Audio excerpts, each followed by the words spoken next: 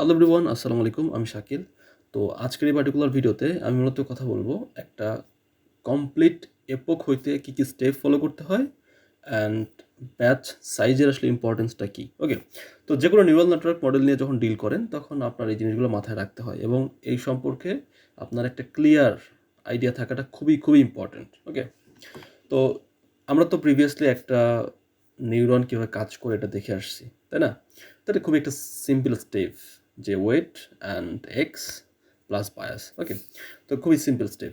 তো এখন ধরেন আপনি মডেলটাকে ট্রেনিং করতেছেন, আপনার কাছে মাল্টিপল নিউরন থাকতেই পারে, বা বা ধরলাম মাল্টিপল লেয়ার আছে, তো এতে করে কোনো সমস্যা নাই। তো আমরা আসলে একটা কমপ্লিট এপক হইতে আসলে কী কী স্টেপ আমাকে ফলো করতে হবে, বা কী কী স্টেপ শেষে আমরা বলতে পারবো এটা আসলে একটা এপক। ওকে, তো এটা আপনাকে বুঝতে হবে।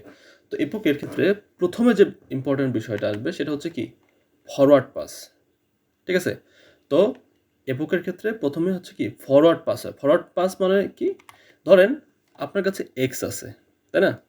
আপনার কাছে ওয়েট আছে, তো ওয়েট অ্যান্ড এক্স গুণ করতেছেন, ওয়েট অ্যান্ড এক্স গুণ করতেছেন, ফাইনালি বায়াস দিয়ে যোগ করতেছেন। করার পর যে রেজাল্টটা পাচ্ছেন এখান থেকে, যে এক্সটা পাচ্ছেন, সেটা আবার একটা অ্যাক্টিভেশন ফাংশন দিয়ে আপনি সিগময়েড বলেন বা আদার্স কোনো অ্যাক্টিভেশন ফাংশন দিয়ে আপনি নেক্সট আপনি হয় আউটপুটে পাঠাচ্ছেন অথবা হচ্ছে আপনি নেক্সট স্টেপে পাঠাইতেছেন, তাই না? তো ধরেন আমি আউটপুটে আসছি, আমি ওয়াই পাইছি। তো আমার যে ডেটা সেট ছিল সেই ডেটা সেটের অ্যাকচুয়াল ওয়াই হচ্ছে 10, বাট আমার এখানে রেজাল্ট আসছে হচ্ছে ফর এক্সাম্পল 8। এখন আমি যদি এইটা এটা রিগ্রেশন মডেল হিসাবে চিন্তা করি বা রিগ্রেশন প্রবলেম হিসাবে চিন্তা করি, সেক্ষেত্রে আউটপুট লেয়ারে আমি নিশ্চয়ই সিগময়েড ইউজ করব না, আমি অন্য কোনো অ্যাক্টিভেশন ফাংশন ইউজ করব বা কোনো অ্যাক্টিভেশন ফাংশন ইউজ করব না, সো লিনিয়ার ইউজ করব।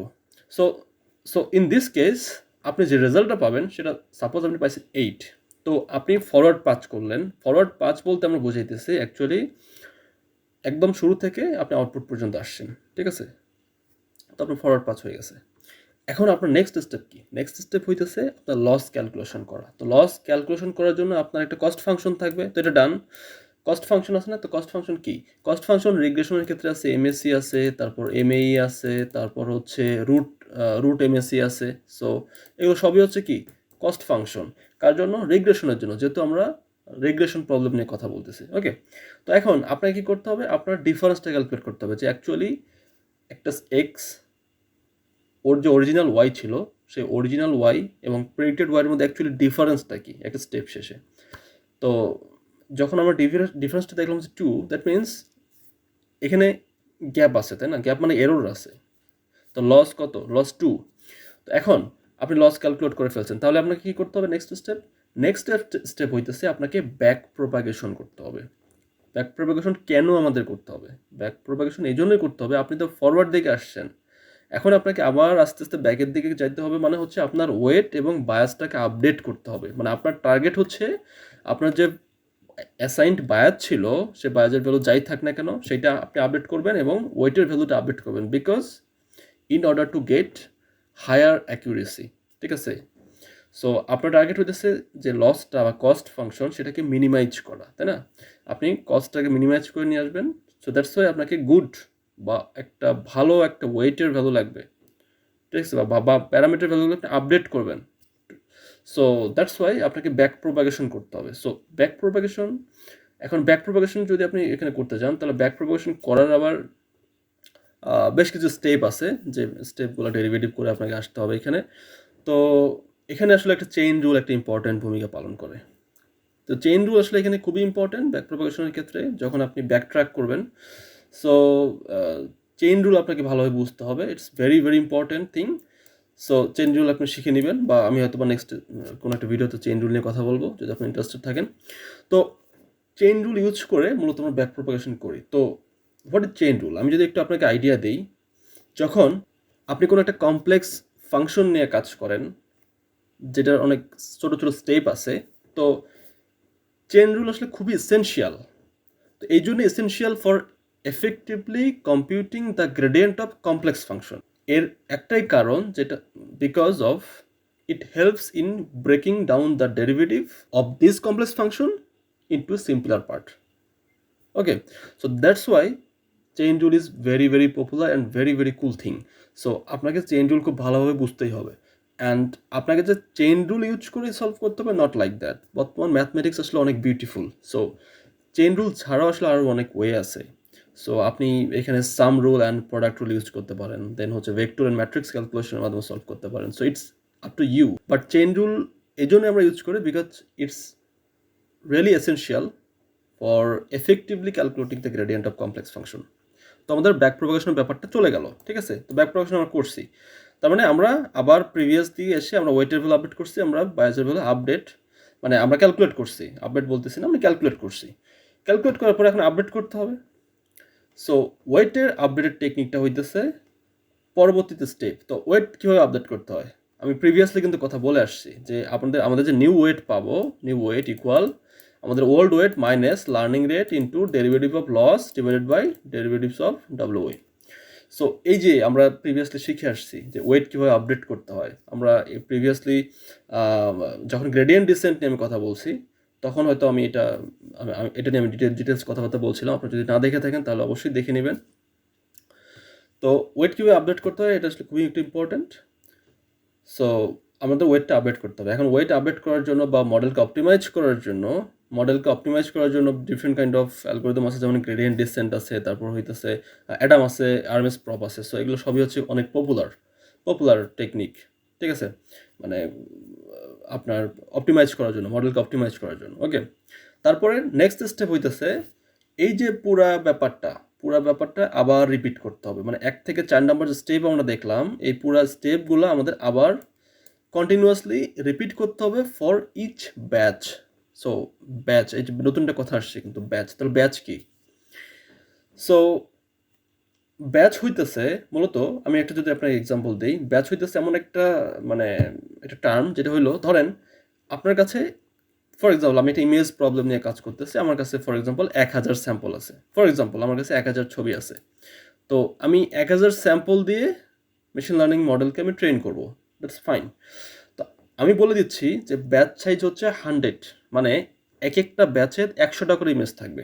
তার মানে আপনি 1000 যদি স্যাম্পল নিয়ে কথা বলেন, তাহলে প্রতি ব্যাচে যদি 100 করে যদি আপনি স্যাম্পল থাকে বা ব্যাচ সাইজ যদি হয় 100, ইট মিনস 1000 ডিভাইডেড বাই 100, মানে আপনার টোটাল ব্যাচ হবে 10টা, মানে গ্রুপ হবে 10টা আর কি। তার মানে আপনার যে এই যে এক একটা স্টেপ কথা, এই যে আমি এক একটা স্টেপ বললাম, ফরওয়ার্ড পাস, তারপর হইতেছে লস ক্যালকুলেশন, ব্যাক প্রোপাগেশন, তারপর হইতেছে ওয়েট আপডেট করা, এই প্রতিটা স্টেপ আসলে 10টা ব্যাচের জন্যই হবে, এবং 10টা ব্যাচের জন্য যখন কমপ্লিট হবে ইট মিনস একটা ইটারেশন হইলো, মানে একটা ইটারেশন শেষ হইলো। পরে আবার একটা যখন ইটারেশনে যাবে, তখন আবার 10টা ব্যাচের জন্য ঠিক সেমভাবে আপনার ওয়েটকে আপডেট করতে হবে। এভাবে আপনি যদি চিন্তা করেন, আপনার কাছে যদি সাপোজ 1000 ইমেজ থাকে, 1000 স্যাম্পল থাকে ফর এক্সাম্পল, অ্যান্ড আপনার যদি ব্যাচ সাইজ হয় 100, ইট মিনস আপনার ওয়েটটা আসলে টোটাল আপডেট হবে হচ্ছে 100 বার, মানে 100 বার আপডেট হবে। কারণ হচ্ছে প্রতিটা ব্যাচে 10টা করে, টোটাল ব্যাচ হচ্ছে 10টা, প্রতিটা ব্যাচে 100টা করে ইমেজ আছে, ডাজন্ট ম্যাটার কয়টা করে ইমেজ আছে, বাট ব্যাচ যেহেতু 10টা, সো প্রতিটা ইপকের সাথে ব্যাচ নাম্বার জাস্ট এটা আপনাকে গুণ করলেই আপনি টোটাল টাইমসটা পাবেন যে কতবার আসলে আপনার ওয়েটটা আপডেট হবে। সো টোটাল 100 টাইমস আপনার ওয়েটটা আপডেট হবে। তো 100 টাইমস মানে 100 বার আপডেট হওয়ার পরে যে আপনি রেজাল্টটা পাবেন, মানে 10টা ইটারেশন চালাইলে বা 10টা ইপক চালাইলে পরে যে রেজাল্টটা পাবেন সেই রেজাল্ট আসলে 100 বার ওয়েটটা আপডেট হওয়ার পরের রেজাল্ট। তো আই থিঙ্ক 10টা ইপক পরে আরও বেটার রেজাল্ট পাবেন আপনি, কারণ তখন তা অনেক বেশি অপটিমাইজ, তাই না? তো এটাই হইলো মূলত নিউরাল নেটওয়ার্কের ব্যাচ সাইজ, বা একটা কমপ্লিট, যদি আপনি একটা এপোকের কথা চিন্তা করেন, তাহলে একটা কমপ্লিট এপোক পাস হইতে গেলে, মানে শেষ করতে গেলে আসলে কী কী স্টেপ ফলো করতে হয়, বা এর মধ্যে কী কী স্টেপ আসলে ইনভলভ, আমি সেটা নিয়ে কথা বলার ট্রাই করছি, ঠিক আছে। এটা আসলে খুবই ইম্পর্টেন্ট। মানে আমাদের মধ্যে অনেক সময় দেখা যাচ্ছে আমরা অনেক কিছু করে ফেলি, আমরা CNN দিয়ে দুইটা আর্কিটেকচার দিয়ে আমরা খুব বাহাদুরি করে ফেলি, কিন্তু টু বি অনেস্ট, আপনি যদি সিম্পল জিনিসগুলো আপনার মাথায় না থাকে, তাহলে আপনি মানে কি বলবো, আপনার তো বেসিকটাই ক্লিয়ার না। সো বেসিক ক্লিয়ার করাটা আসলে খুবই ইম্পর্টেন্ট, ঠিক আছে। এই বেসিকগুলো জানা থাকা, ম্যাথগুলো ভালোভাবে বোঝা আসলে খুবই ইম্পর্টেন্ট। আমি এই কোর্সে আসলে ম্যাথের দিকে এবং হচ্ছে আমার আর্কিটেকচারগুলোর দিকে আসলে খুব বেশি খেয়াল, মানে আমি নজর দিব, কারণ আসলে এখন ফ্রেমওয়ার্কের অভাব নাই। ফ্রেমওয়ার্ক পাওয়ার মানে আসলে খুব কিছু না, মানে এটা খুব যে আহামরি কিছু সেটা না। ফ্রেমওয়ার্ক একটা ছোটো বাচ্চাও পারবে। বাট ম্যাথমেটিক্সটা ভালোভাবে বোঝাটা আসলে ইম্পর্টেন্ট, ঠিক আছে? সো ওয়ান্স আপনি ম্যাথমেটিক্স ভালো বুঝবেন, তো আপনি যে কোনো ফ্রেমওয়ার্ক দিয়ে সেটাকে ইমপ্লিমেন্ট করতে পারবেন। সো আমি ট্রাই করবো ইমপ্লিমেন্টও দেখানোর জন্য, but basically I will focus on mathematics. তো ভালো থাকবেন, আমার জন্য দোয়া করবেন, আর নেক্সট ভিডিওতে আবার নতুন কোনো টপিক নিয়ে আমি কথা বলবো ইনশাল্লাহ। ভালো লাগলে বন্ধুদের সাথে শেয়ার করবেন, ঠিক আছে? আসসালামু আলাইকুম। এই কোয়েস্ট আমাদের একটা কমিউনিটি, এই কমিউনিটিতে আমরা অনেকগুলো লাইভ কোর্স অফার করতেছি, ওকে? তো বর্তমানে আমাদের যে লাইভ কোর্সগুলো অ্যাভেলেবল আছে তার মধ্যে অন্যতম Python, data analysis, Django, machine learning, deep learning, AWS, okay? তো এই যে মেশিন লার্নিং কোর্সটা দেখতেছেন, এই কোর্সটা হচ্ছে পুরাটাই একদম ফান্ডামেন্টাল মেশিন লার্নিংয়ের যে কনসেপ্ট এবং ডাটা সায়েন্সের কনসেপ্ট সেগুলোর উপর ভিত্তি করে, এবং কোর্স ইনস্ট্রাক্টর আমি নিজেই। এবং আমাদের যে ডিপ লার্নিং স্পেশালাইজেশন যে কোর্সটা রয়েছে, এই কোর্সটা হচ্ছে যে পুরাটাই ডিপ লার্নিংয়ের, এবং এখানে টোটাল ফুল কোর্সে 15টা প্রজেক্ট থাকে, ওকে? তো এই 15টা হ্যান্ডস অন প্রজেক্ট যখন আপনি করবেন তখন আই থিঙ্ক আপনার বেসিক থেকে অ্যাডভান্স নলেজগুলো খুব ভালোভাবে ক্লিয়ার হয়ে যাবে। সো গাইজ, যদি টাইম পান তাহলে আমাদের মডিউলগুলো একটু ঘুরে দেখবেন। আই থিঙ্ক অনেক নতুন টপিক সম্পর্কে জানতে পারবেন। ধন্যবাদ।